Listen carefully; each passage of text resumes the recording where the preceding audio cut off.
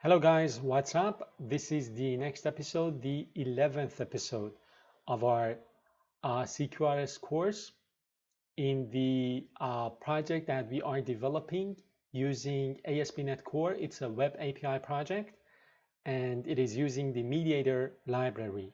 So in this episode number 11, we are going to talk about notifications. So right now you know what commands are, what queries are, what handlers do, right? So commands are operations that change the state of the application, like adding a new record, deleting, or updating a record. Queries are those operations that do not change the application state.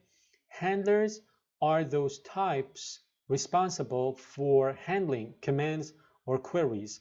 Now, in this video, we are going to talk about notifications, which is again another type of request or message that you can send using the MediatR library. So let's get started. Episode 11, MediatR notifications, handling multiple side effects. So this section introduces MediatR notifications, which allow a single request to be handled by multiple independent handlers.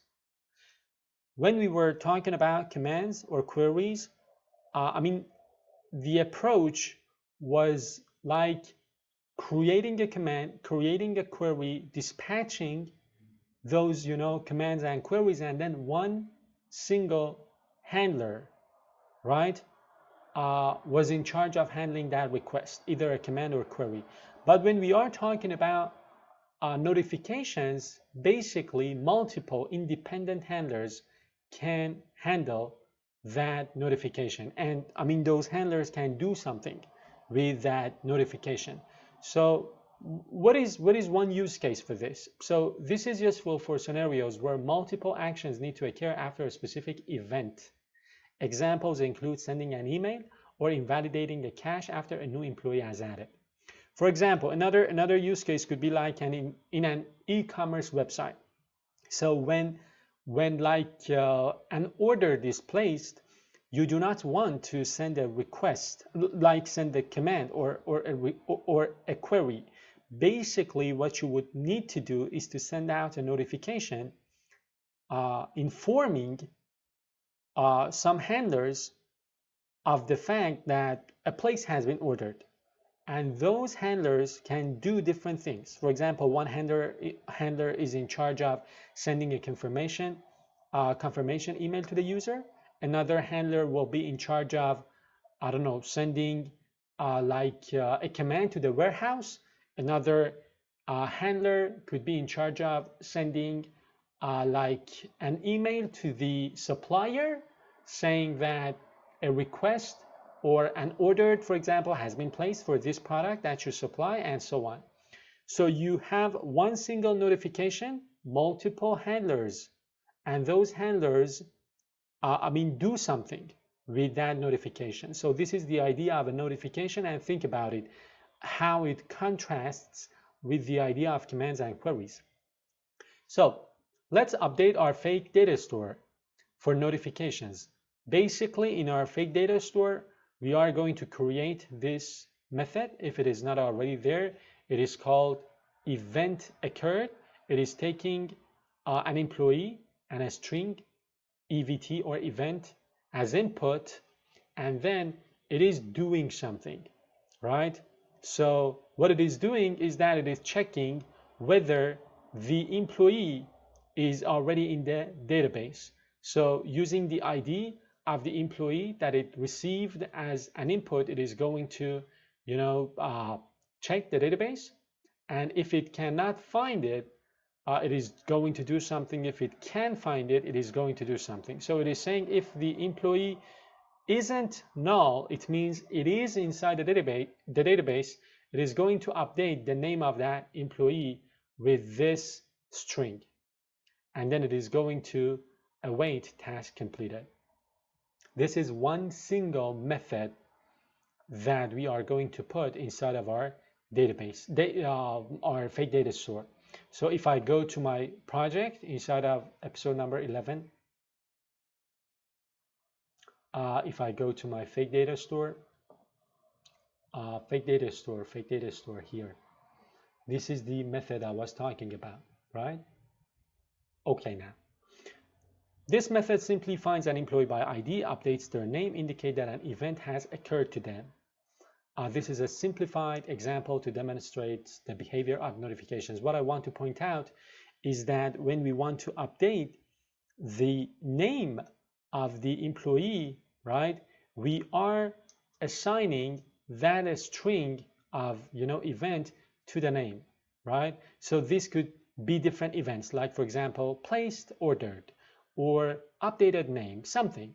It doesn't matter. Whatever comes in as a string, we're going to attach, we're going to concatenate to the name of the employee. So now we want to create a notification. Create a folder called notifications, and inside of that folder, create a new record called employee added notification. And this notification, as you can see here, it is implementing this new interface, iNotification. This record, employee added notification, implements the iNotification interface. So we had iRequest, right?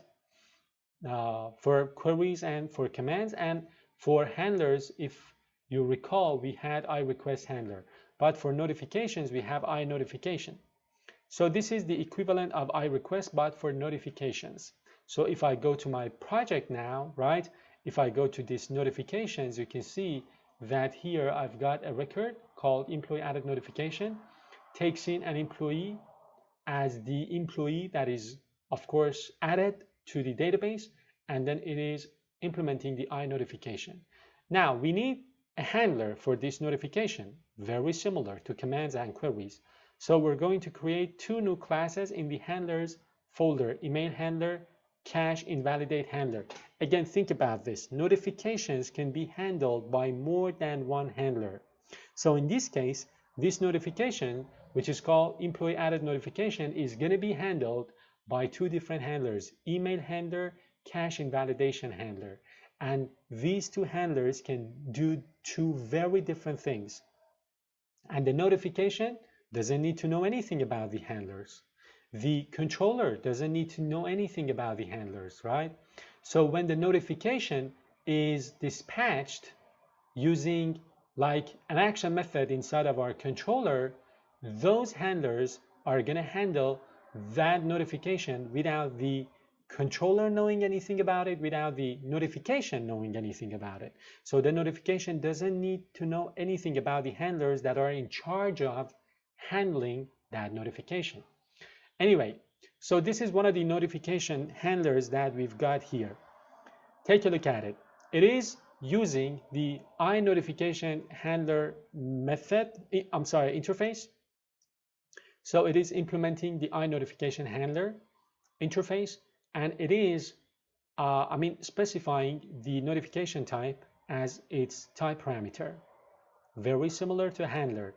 For handlers, for request handlers like command handlers, query handlers, the handler class implements iRequest handler.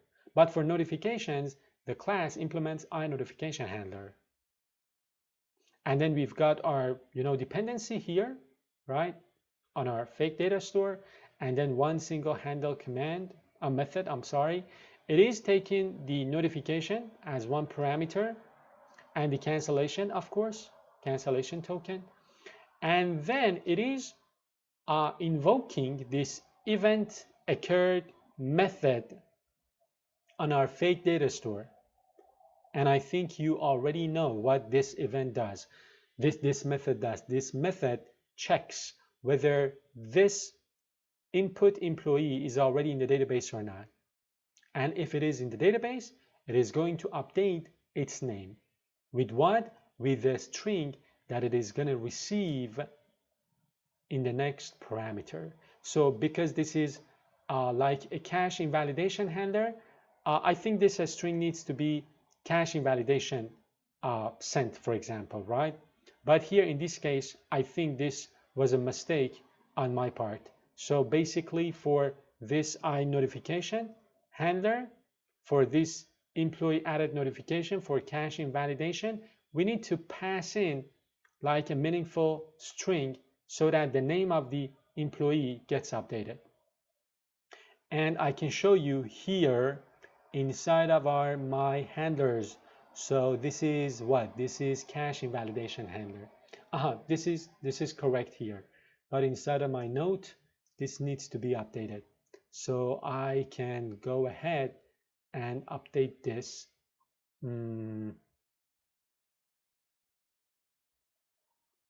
Here, right? This is the update that I need to make here. Okay, then cache invalidated. Now a similar handler is going to get created for our email. This needs to be updated also. Doesn't matter, I'm going to update this note. So the next one, I'm going to talk about this inside of my Visual Studio because this is correct. This is the cache invalidation handler. This is the email handler. So basically the same thing is going to happen here. Like if you, for example, take a look at this, you can see that this is an email handler, very similar to this cache invalidation handler. It is, of course, implementing the iNotification handler with the type of my notification, dependency on my fake data store, and then it is talking to my data store with this event occurred, and it is passing the employee for its name to be updated based on this string called email sent, right? Now to our notes. Now we want to trigger this notification. So basically in the next episode, what we are going to do is to do something so that this notification is invoked or is dispatched using our MediatR. So when this notification gets dispatched with an employee that has been, added to the database, multiple handlers are going to handle this notification. How are these, handlers linked to this notification? If you take a look at the handlers that are, handling this notification, you can see that inside of the type parameter of this generic interface that they're implementing, they are specifying the notification that they are going to handle. So this is the way that like notifications and their handlers are linked to one another.